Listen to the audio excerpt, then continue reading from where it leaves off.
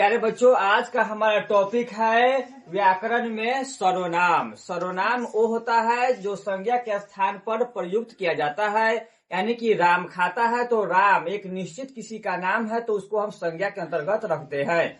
जब वही हम नाम को जब हटा के वह यह आप को लगाते हैं तो उसको हम सर्वनाम कहते हैं। जैसे कि मैं, आप, वह, ये सभी सर्वनाम है। सर्वनाम के 6 भेद होते हैं। पहला है पुरुषवाचक सर्वनाम, यानी कि पुरुषवाचक में बोलने वाला, सुनने वाला और किसी अन्य व्यक्ति के बारे में बात किया जाता है तब उसे हम लोग पुरुषवाचक सर्वनाम कहते हैं। जैसे कि मैं स्वयं हुए, और आप जो सामने वाला बात करता है, और वह जो यहाँ उपलब्ध नहीं है, किसी अन्य व्यक्ति के बारे में बात होता है तो उसे हम लोग पुरुषवाचक सर्वनाम में रखते हैं। दूसरा है निश्चयवाचक सर्वनाम। निश्चयवाचक सर्वनाम वह होता है जो किसी निश्चित व्यक्ति या वस्तु की ओर संकेत करता है। जैसे कि यह बोर्ड है ना, यह क्या हुआ कि यह निश्चित है कि यहाँ पर बोर्ड है, यहाँ पर लिखा हुआ है तो ये निश्चित हुआ, इसीलिए इसको हम लोग निश्चयवाचक सर्वनाम कहते हैं।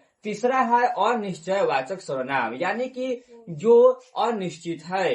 यानी कि एक उदाहरण की तरफ लेते हैं कि कहीं पर कुछ व्यक्ति खड़े हैं तो हम क्या बोलते हैं कि वहां पर कोई आदमी है, कोई व्यक्ति है, यानी कि वह अनिश्चित रहता है।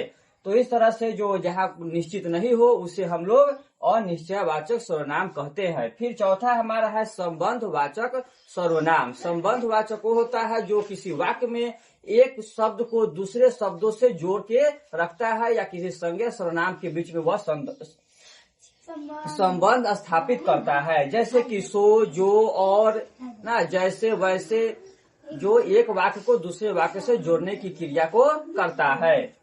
फिर पांचवा है प्रश्नवाचक सर्वनाम, यानी कि जब कोई हम वाक्य या कुछ शब्द बोलते हैं तो उसमें प्रश्न पूछने की क्रिया आती है तब हम उसे प्रश्नवाचक वाक्य कहते हैं। जैसे कि आप, कब, क्यों, कैसे, ये सभी प्रश्नवाचक सर्वनाम है। फिर है निजवाचक सर्वनाम। निजवाचक सर्वनाम यानी कि स्वयं खुद के बारे में निजी जानकारी जो हम देते हैं उसको हम लोग निजवाचक सर्वनाम कहते हैं। जैसे कि हम, अपना, खुद इत्यादि।